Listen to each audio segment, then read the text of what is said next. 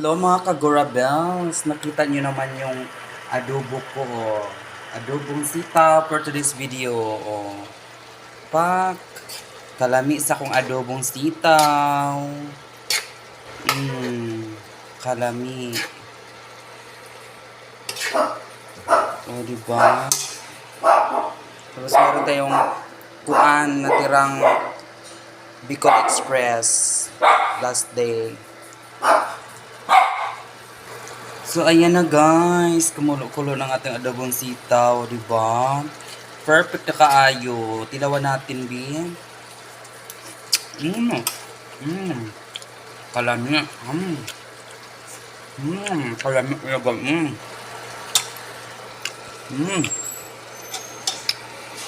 Mga unta, mga kagorabels. Tapos mayroon tayong Bicol Express na natira. Minute ko na yan. Lafang.